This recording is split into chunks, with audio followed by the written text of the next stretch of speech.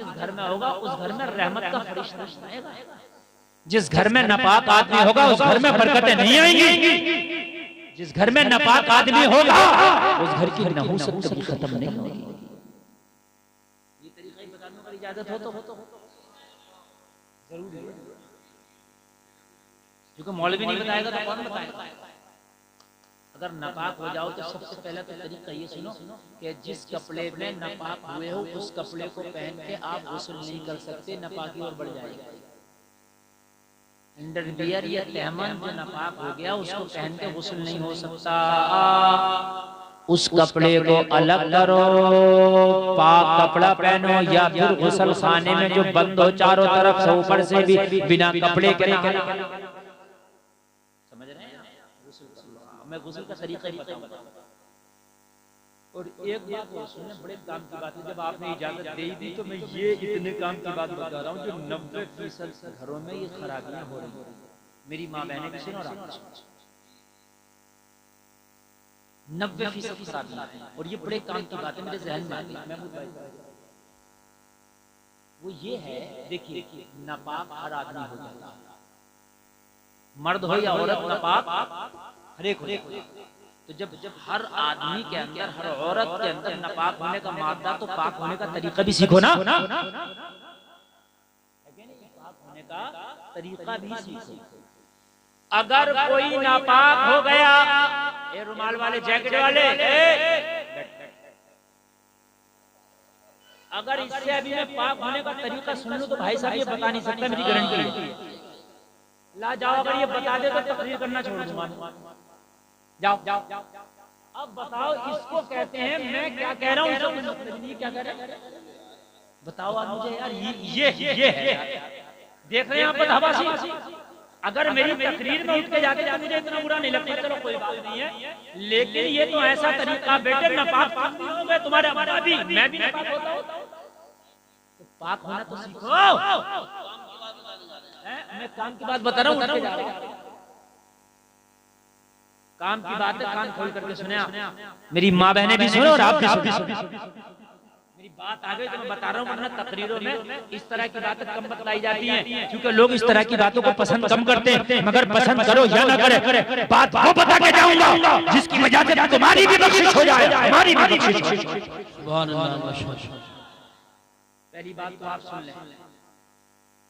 एक बात तो पहले और बता दूं, अगर बच्चे का भी पेशाब है तो वो नापाक है। हमारी माँ बहनों की नजर में ये दूध पीते बच्चे का पेशाब नापाक नहीं होता, कहती हैं जहालत। दूध पीते बच्चे का पेशाब भी नापाक, ठीक कंफर्म। अच्छा अब नापाक अगर हो जाए तो पाक होने का तरीका क्या है? तो हमारे घरों में जो 90% गलतियां हो रही हैं, जो हमें नमाज पढ़ने में मजा नहीं आ रहा, उसकी मेन वजह ये है कि हमारे कपड़े ही पाक नहीं है।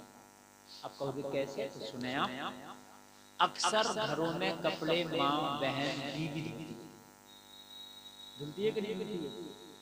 अगर कोई नापाक कपड़ा है तो वो ना माँ से धुलवाओ, ना बेटी से धुलवाओ, ना बीवी से धुलवाओ, ना बहन से धुलवाओ, वो खुद धुलो। सारे कपड़े चाहे बेटी से, माँ से, बहन से धुलवा लो, लेकिन नापाक कपड़ा खुद। आप कहोगे किस लिए? तो वो इसलिए, जैसे मेरा ये रुमाल मान लो नापाक, तो इस रुमाल को धुल के जब मैंने इसे निचोड़ा तो ये मेरे लिए पाक हो गया, मेरे से जो कमजोर है उसके लिए पाक हो गया। लेकिन अगर मुझसे ताकतवर इसे निचोड़ता तो उसमें पानी ज्यादा निकाल देता, तो उसके लिए ये पाक नहीं हुआ। बात समझ मारी? उसके लिए पाक नहीं हुआ, इसलिए कि अगर ताकतवर निचोड़ता तो इसमें कुछ कतरे पानी के निकल जाते। तो अब अगर औरत से नापाक कपड़ा धुलवाओगे तो औरत इतनी ताकत से नहीं निचोड़ सकती जितनी ताकत से आप निचोड़ सकते हो। भाई बात है क्या नहीं है? तो फिर मर्द अपना कपड़ा खुद ही निचोड़े, इसलिए कि औरत की ताकत मर्द के बराबर नहीं होती। बात समझ में आ गई कि नहीं?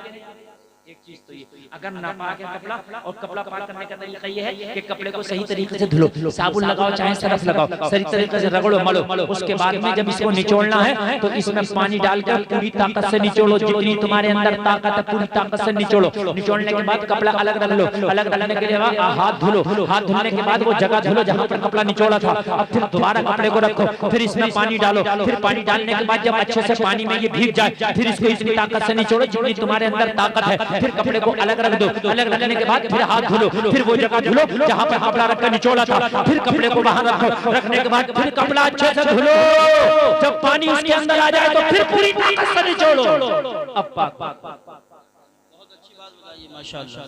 लेकिन वो मेरे लिए पाक है, कारी यूसुफ में मुझसे ज्यादा ताकत है, ये निचोड़ेंगे तो इनमें 2-4 कतरे पानी के ज्यादा निकाल देंगे तो इनके लिए पाक नहीं, मेरे लिए या मेरे से कमजोर के लिए। तो फिर जब औरत अगर तुम्हारा कपड़ा पाक करेगी तो कैसे निचोड़ देगी तुम क्या समझ में बात आई क्या नहीं आई? तो अपने नापाक कपड़े खुद धुलो, 3 बार निचोड़ना, ठीक। अच्छा, अगर नापाक कपड़ा पाक कपड़ों के साथ मिला के वॉशिंग मशीन में डाल दिया तो यह पाक होगा कि नहीं होगा? अक्सर ऐसा होता है कि 10 कपड़े पाक है, एक नापाक है, सबको डाल दिया, वो घुमा रही है। तो कान खोल के सुनो, वो एक नापाक कपड़ा जो तुमने 10 पाक कपड़ों के साथ डाला था वो सबको नापाक कर देगा। हम तो डूबे हैं सनम, तुमको भी ले डूबेंगे। वो एक नापाक था मगर उसने उन 10 को भी नापाक कर दिया। नापाक कपड़ा अलग धुला जाए, पाक कपड़े अलग धुले। समझ में बात आ गई कि नहीं आ गई भाइयों? बोलो इतनी आ गई? देखो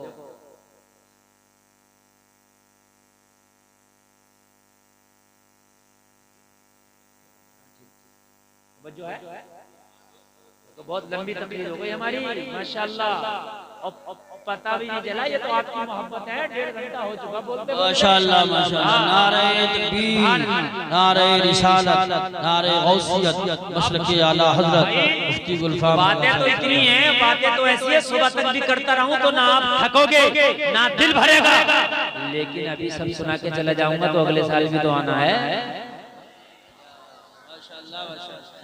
समझ रहे हैं?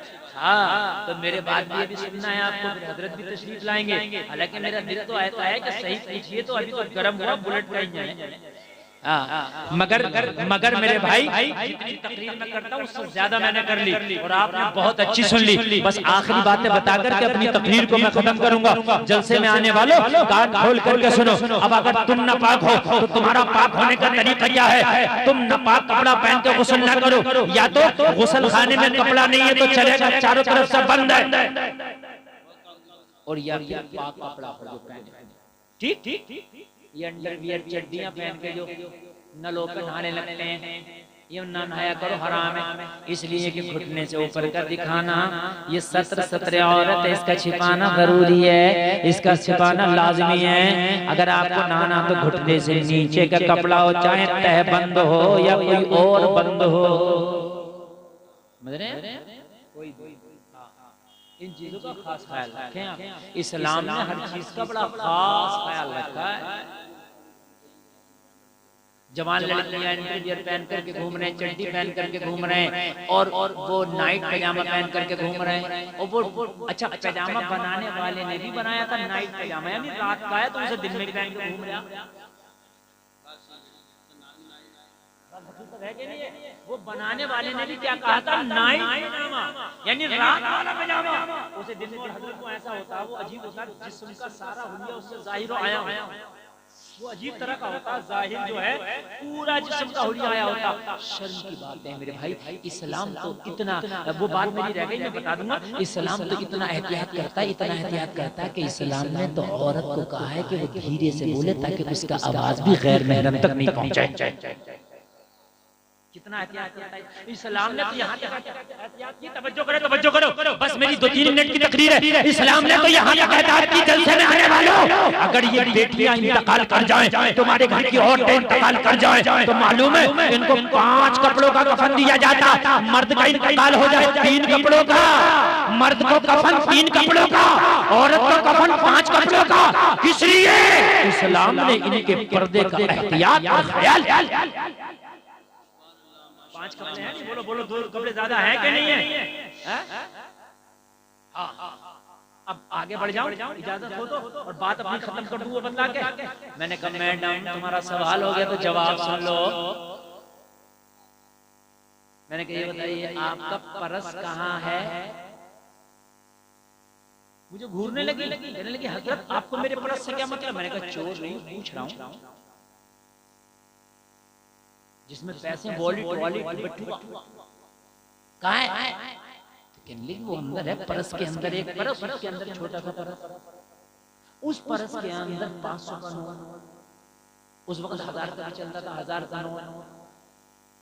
तो मैंने कहा ये परस एक परस के अंदर सोना चांदी का जो जेवर वो कहाँ है? कहने लगी उससे क्या मतलब? मैं बताओ। कहने लगी वो डब्बे में, और डब्बा सैफ अलमारी में, सैफ अलमारी कमरे में ताला चाबी मेरे पास। ऐसी होता है कि नहीं होता? अगर कोई औरत जाएगी अपना जेवर छोड़ के तो ऐसे रख के जाएगी या बाहर रख जाएगी दरवाजे पे?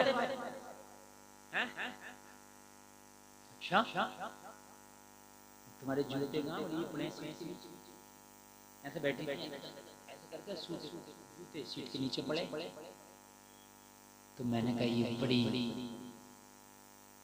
उसकी बात है, बड़ी काई की। मैंने कहा नाइंसाफी की, जूते भी तुम्हारे, रानी हार भी तुम्हारा, जूते ऐसे छोड़ दिए सीट के नीचे, रानी हार को काहे में डब्बे में, डब्बा सैफ अलमारी में, सैफ अलमारी कमरे में ताला, ताले की चाबी तेरे पास। यार वो भी जैसे ऐसे छोड़ दिया छुट्टा, उसे क्यों नहीं छोड़ा? उसे भी ऐसे बाहर रखा थी। कहने लगी हजरत बड़े ओल्ड माइंड नजर आते हो। अरे रानी हार कीमती चीज है, इसलिए छिपा के रखा ताकि चोर चुनके की नजर न पड़ जाए। मैंने कहा सवाल का जवाब मिल गया, तुम्हारी नजर में रानी हार कीमती है इसलिए छिपा के रखा, इस्लाम की नजर में औरत कीमती है इसलिए औरत को पर्दे में छुपा के रखा। सुभान अल्लाह, नारे तकबीर, नारे रिसालत, नारे गौसियत, मसलकी आला हजरत, फैजान आला हजरत, उलमाए अहले सुन्नत। सुभान अल्लाह बोल दो यार, तेरे सुभान अल्लाह। देखो बड़े मूड में मैं बोल रहा हूँ। मैंने कहा इस्लाम की नजर में औरत कीमती चीज है इसलिए औरत को पर्दे में रखा है। और बाप कहती है कि हज करने भी जाए तो अकेली नहीं जाती, इसलिए नहीं जाती। इस्लाम की नजर में औरत कीमती चीज है। इस्लाम ने कहा अगर औरत जाए तो गार्ड बन के उसके साथ आ जाए। नारे तकबीर, नारे रिसालत, नारे गौसियत, मसलकी आला हजरत, शायर हिंदुस्तान अलहाज उस्मान हारूनी साहिब क़िबला, उलमाए अहले सुन्नत।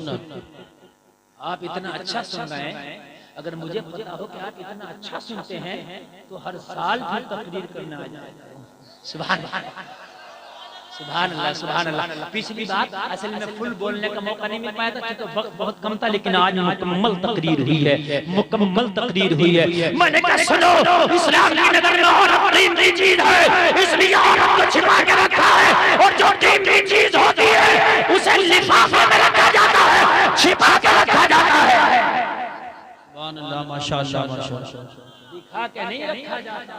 सोना कीमती है, छिपा के रखा। चांदी कीमती है, छिपा के रखा। नोट कीमती है, छिपा के रखा। कीमती है, छिपा के रखा। हार कीमती है, छिपा के रखा। इस्लाम की नजर में बेटी कीमती है, छिपा के रखा। सुभान अल्लाह, माशाअल्लाह, माशाअल्लाह। हाय हाय, अरे जोर से बोलो यार।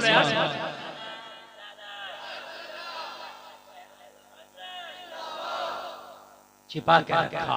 मेरी बहनों, इस्लाम ने तुम्हें पर्दा दिया है और खुदा की कसम अगर तुम पर्दे का दामन थाम लोगी तो तुम बेइज्जत नहीं होगी, तुम नीची नहीं होगी, बल्कि तुम्हारा सर फख्र से ऊंचा हो जाएगा। दुनिया में रहोगी तो तुम दीनदार कहलाओगी, मर गई तो जन्नत की हकदार कहलाओगी। ओ जलसे में आने वाले अपने घरों की बच्चियों को पर्दा दे दो, इस्लामी कल्चर दे दो। हो सकता है कल इनकी कोख से पैदा होने वाला बच्चा फिर से सलाहुद्दीन अय्यूबी बन के जन्म ले।